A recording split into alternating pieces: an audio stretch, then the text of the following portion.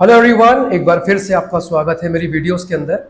आज का जो टॉपिक है वो बहुत इंटरेस्टिंग है क्योंकि आज हम बात करने वाले हैं गोल्ड के ऊपर। आपने कई बार देखा होगा कि कई लोग जो होते हैं वो गोल्ड के अंदर अपना पैसा लगाना मतलब उनकी इच्छा होती है कि हम गोल्ड के अंदर अपना पैसा लगाएं, अपना इन्वेस्टमेंट करें।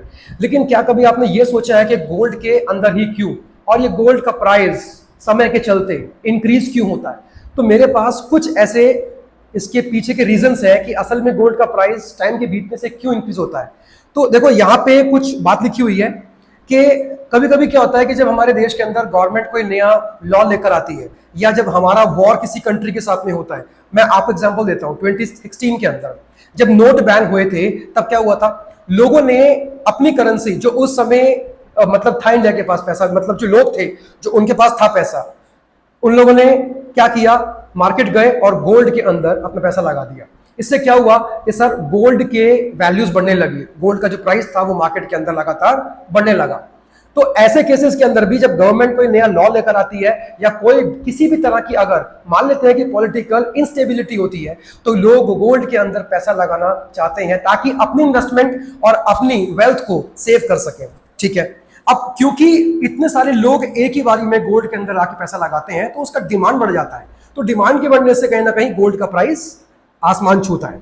अगला जो उसमें लिखा है रीजन, वो लिखा है इन्फ्लेशन, महंगाई का बढ़ जाना। महंगाई के बढ़ने से भी कहीं ना कहीं गोल्ड के जो प्राइस होते हैं उनके ऊपर असर होता है। कैसे? यहां लिखा है कि gold is often seen as a hedge against inflation, meaning its value tend to hold up और even increase when the price of the goods and services rise. क्या मतलब है इस बात का? चलो मैं आपको एक बहुत ही अच्छा सा एग्जांपल देता हूं। जैसे मान लेते हैं कि आज आपके पास 1 लाख रुपए है, मान लेते हैं यू हैव ₹1 लाख। ठीक है, अब बताओ मुझे कि 10 साल के बाद अगर ये 1 लाख रुपया आप अपने पास रखते हो तो 10 साल के बाद इस 1 लाख का वैल्यू कितना रहेगा, है ना? महंगाई के बढ़ने से क्या होगा कि जो 1 लाख का परचेसिंग पावर है वो कम हो जाएगा। लेकिन अब जरा ये सोचिए कि अगर वही 1 लाख रुपया आपने आज गोल्ड के अंदर लगा दिया तो 10 साल के बाद क्या गोल्ड का वैल्यू उतना ही रहेगा? नहीं, हम जानते हैं कि 10 साल के बाद गोल्ड का वैल्यू 1 लाख से बहुत ऊपर जाएगा।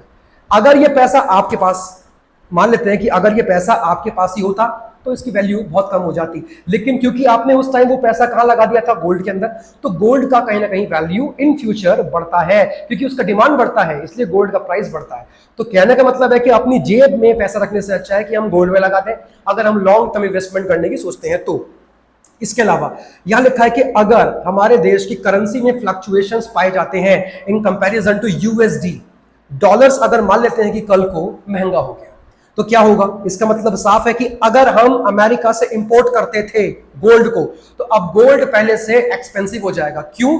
क्योंकि इंडियन रुपीस पहले से कम हो चुका है, डॉलर महंगा हो चुका है, इसलिए अब गोल्ड कहीं ना कहीं हमारे लिए इंपोर्ट करना पहले से महंगा हो जाएगा। और जब हमको बाहर से ही गोल्ड एक्सपेंसिव, हमारे पास जो गोल्ड आएगा वो अगर एक्सपेंसिव आएगा तो जाहिर सी बात है कि इंडिया की मार्केट के अंदर भी उसकी वैल्यू काफी अच्छी खासी रहेगी, हाई रहेगी। तो ये भी कहीं ना कहीं एक कॉज होता है। ठीक है, और यहां पे लिखा है कि ऐसे और भी कई सारे कॉज होते हैं, जैसे कि आपका सेंट्रल बैंक की पॉलिसीज।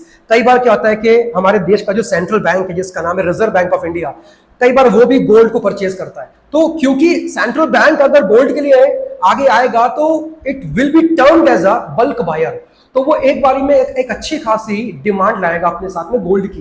क्योंकि अगर हम देखते हैं कि आरबीआई कोई इंसान तो है नहीं, तो वो अच्छे खासे अमाउंट के अंदर गोल्ड का डिमांड इसमें आपका रखेगा। इससे क्या होगा?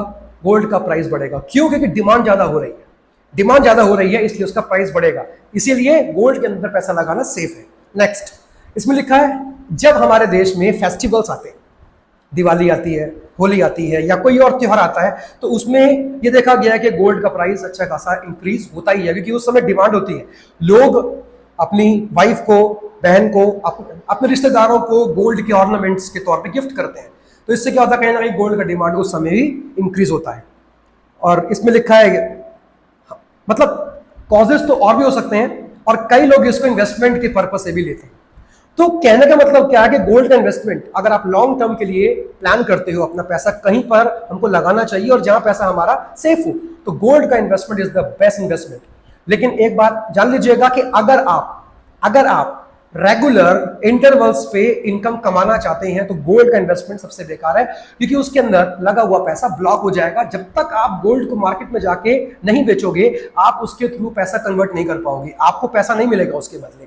इसीलिए अगर आप लॉन्ग टर्म की सोचते हो तो ही गोल्ड का इन्वेस्टमेंट आपके लिए बहुत अच्छा है। तो प्लीज पैसा अपने घर में मत रखिए, क्योंकि जितना वो पैसा आपके पास रहेगा, घर में रहेगा सर, उसका वैल्यू कम होगा, क्योंकि इन्फ्लेशन आरबीआई के हिसाब से हर साल 10% बढ़ता ही है। आपके पैसों की वैल्यू हर साल 10% कम हो जाती है। इसलिए उसको अपने पास ना रखें, उससे गोल्ड में लगा दीजिए, ताकि आप 10 साल के बाद जब वो पैसा देखें तो सर आपको अच्छी खासी रकम मिल सकती है। Thank you.